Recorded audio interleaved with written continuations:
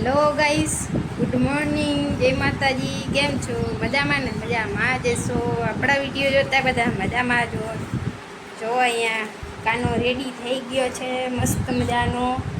ને હવે આપણે જવાનું છે અત્યારે ખંભાળિયા. બધા ખંભાળિયાથી જામનગર આવતા હશે. અમે જામનગરથી ખંભાળિયા જઈએ, કારણ કે અમારે કામ જ એવું હોય કાયમનું. તો જો આજે કેવો લાગે કાનો, જરા કમેન્ટ કરી દેજો. તમે બધા એમ કહેતા હતા કે આમના કપડાં નથી, આને કપડાં નથી. જો મારા કરતાં વધારે છે ને, કાલના વિડીયોમાં જોયા હશે. મળીએ ખંભાળિયા.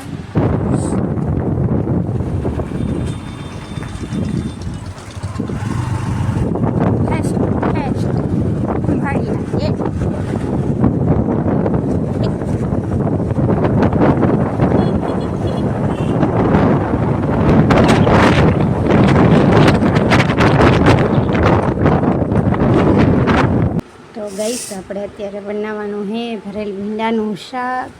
ને આપણા ભીંડા મસ્ત રીતના ધોઈ નાખ્યા છે. અને આપણે આ મસાલો બધો બનાવી લીધો. અને આપણે અત્યારે બનાવવાનું છે ભરેલ ભીંડાનું શાક. જો ફેમિલી, આપણે ભીંડાના ફ્રાય કરી નાખીએ. તમે જોઈ શકતા હશો, જો કેટલા મસ્ત ભીંડા ભરી લીધા છે. ને ફ્રાય પણ કરી નાખી. ને અડધું ફાડું આપણે લીંબુનું નાખ્યું છે એમાં.